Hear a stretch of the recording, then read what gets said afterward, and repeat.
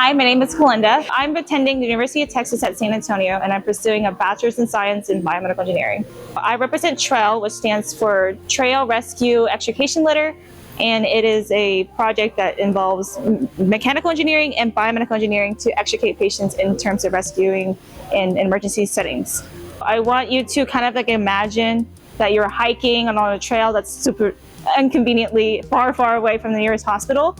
And how the device works is that the current rescue is that patients have to either wait to get airlifted by a hospital or by the helicopter, or they have to get by foot, like 6 to 7 rescuers carrying them miles and miles away, which is very tiring and also very costly. So it's not very efficient for the patient, and as well as can be dangerous for the people rescuing. So therefore, I have come up with a device that can be attached to any four-wheeler or e-bike or something, so it makes the process easier and reduces the amount of manpower, and it's a lot faster, so there's more higher survival rate for these patients out there. It's purely mechanical. There's nothing like petroleum or anything like that. There's no electrical component.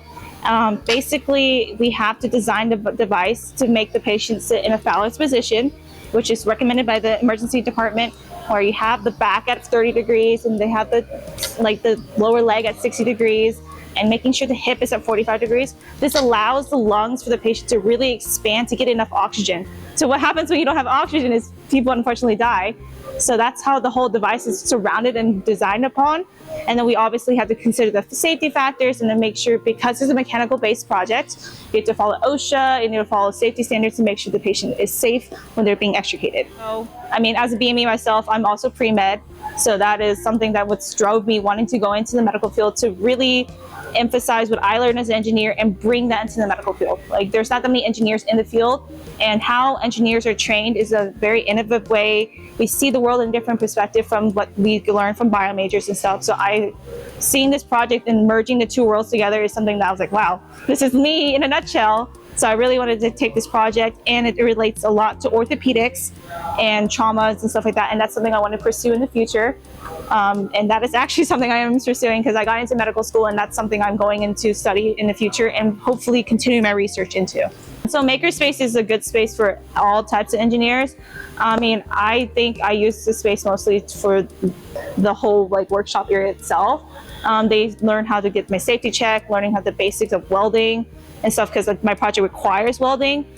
They also will provide me the space to work if I need to work on my project. Remember, this is just prototype 1. This is phase 1. There's always going to be better improvement, better technology after me. So hopefully the teams after me can carry on and do something better with the project.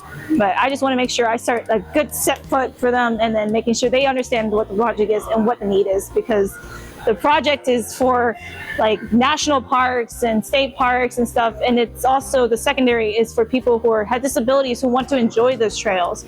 So I want to make sure that they have a good strong foundation moving forward. My name is Kalinda, and I'm proud to be a road runner.